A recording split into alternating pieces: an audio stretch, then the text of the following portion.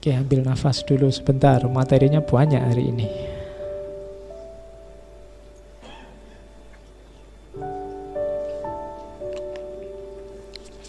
Wisdom, kebijaksanaan. Abundance of knowledge does not teach man to be wise. Jadi, banyaknya pengetahuan tidak akan mengajari orang untuk bijaksana. Nah, ini kritik pada kita yang hanya maunya mengoleksi pengetahuan. Keponya luar biasa, tapi hidupnya tidak jadi lebih baik. Mengoleksi pengetahuan, tapi pengetahuan itu hanya jadi ingatan di kepalanya yang tidak manfaat, tidak mengefek pada kebaikan hidupnya. Jadi banyaknya pengetahuan tidak serta-merta membuat orang jadi bijaksana. Tidak harus kamu kaget kalau ada orang yang apa saja ngerti, ditanya apa saja bisa jawab. Belum. Dia bijaksana kalau apa yang dia ucapkan, apa yang dia sampaikan, apa yang dia tahu melahirkan hikmah, kebijaksanaan dalam kehidupannya. Itu baru disebut orang bijaksana. Kalau hanya tahu saja belum disebut bijaksana. Karena kalau sekedar tahu, anak kecil juga bisa menghafalkan teori-teori, menghafalkan konsep-konsep, kemudian disampaikan ulang. Oke, jadi tidak sekedar tahu. Yang kedua, those who love wisdom must investigate many things. Orang yang cinta kebijaksanaan, berarti para filosof, itu bukan orang yang hanya ikut saja apa yang ada di sekelilingnya, tapi juga investigate.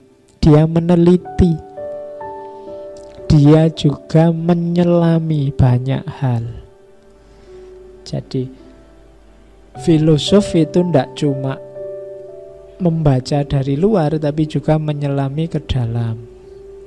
Jadi those who love wisdom must investigate many things. Harus menginvestigasi banyak hal.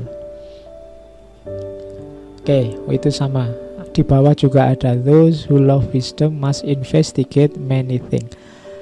Apa yang dilakukan applicant for wisdom do what I have done. Orang yang menjalankan kebijaksanaan pasti melakukan apa yang sudah aku lakukan. Apa yang aku lakukan? Inquire within. Apa yang diinvestigasi pertama-tama? Menginvestigasi diri sendiri. Membaca, menyelami diri kita sendiri. Hasilnya apa? Itu kalimat terakhir. People ought to know themselves. Orang harus tahu tentang dirinya. Tapi pada akhirnya yang akan dia simpulkan adalah I am as I am not. Aku ternyata bukan aku. Jadi kalau kita menyelami diri, ketemunya biasanya aku yang bukan aku. Kenapa? Karena kita itu biasanya menganggap diri kita itu bla bla bla bla. Tapi begitu kita selami, ternyata tidak begitu. Jadi I am as I am not. Oh, ini termasuk oposisi tadi. Jadi ternyata aku itu bukan aku.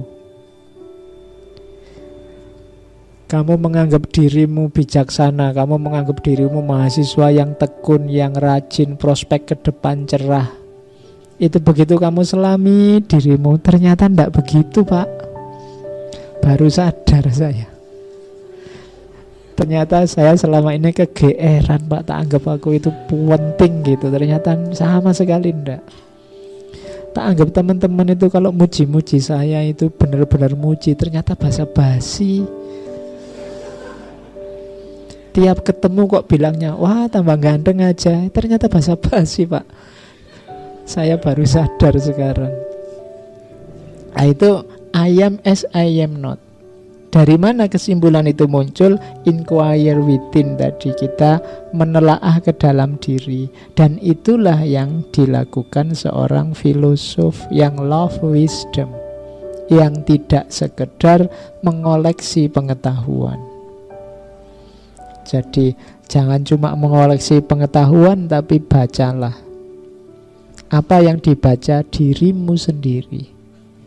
Kalau sudah membaca diri, apa yang ditemukan? I am as I am not. Ternyata aku ini bukan aku. Oh, itu maknanya luas sebenarnya. I am as I am not. Kalau masuk ke dunia sufi nanti jadi beda lagi. I am as I am not itu. Jadi ternyata aku ini bukan aku. Aku yang dulu bukan aku yang sekarang. Ya, lagumu kan itu. Terus dilanjutkan tentang kebijaksanaan lagi. Dog bark at what they don't understand. Ini nyindir luar biasa. Anjing itu menggonggong pada apa yang tidak mereka mengerti. Berarti apa? Orang itu semakin banyak ngomong menunjukkan dia tidak paham. Kalau sudah paham ya diem. Biasanya begitu. Jadi kalau orang sibuk bahas sesuatu, apalagi sambil menyalah-nyalahkan yang lain tentang sesuatu itu, biasanya dia belum paham, belum yakin benar dengan pandangannya. Dog bark at what they don't understand. Jadi anjing itu kan begitu. Kalau ada orang lewat yang dia tidak tahu, dia curiga kan, terus dia menggonggong pada apa yang tidak dia paham. Makanya kalian ayo dikurangi menggonggongnya. Ya, jadi kenapa? Ya menunjukkan kita belum paham. Jadi jangan terlalu banyak menggonggong. Kita sibuknya pada yang tidak kita pahami. Oke, nasihat yang selanjutnya, it's not too late to seek a newer world. Masih belum terlambat untuk mencari dunia yang baru. Hidup ini hakikatnya perubahan. Kekurangan kita banyak, ya pasti. Ayo kita perbaiki, kita bangun dunia yang baru. Masih belum terlambat. Tidak ada kata terlambat kita untuk membangun dunia yang baru. Meskipun pemilu sudah selesai, menteri sudah dipilih, tidak apa-apa. Sudah yang jalan biar jalan, kita bangun dunia yang baru. Dan yang terakhir, kuncinya untuk bisa membangun dunia yang baru apa? Kesadaran. Kenapa kesadaran? Karena other men are unaware of what they do when they are awake, just as they are forgetful of what they do when they are asleep. Banyak orang tidak sadar apa yang mereka lakukan saat sadar, sebagaimana mereka lupa apa yang mereka lakukan saat tidur. Hidup kita ternyata sering tidak sadar. Tidak sadar itu berarti melakukan sesuatu tanpa pertimbangan-pertimbangan, tanpa disadari. Biasanya ini karena rutinitas-rutinitas, karena tekanan masyarakat sekitar macam-macam yang kita jalan begitu saja, tidak reflektif, tanpa ada kesadaran. Maka kalau kita tidak sadar, ya kita susah membangun dunia yang baru. Jadi syarat pertama kesadaran. Pengetahuan saja belum cukup, harus ada kesadaran.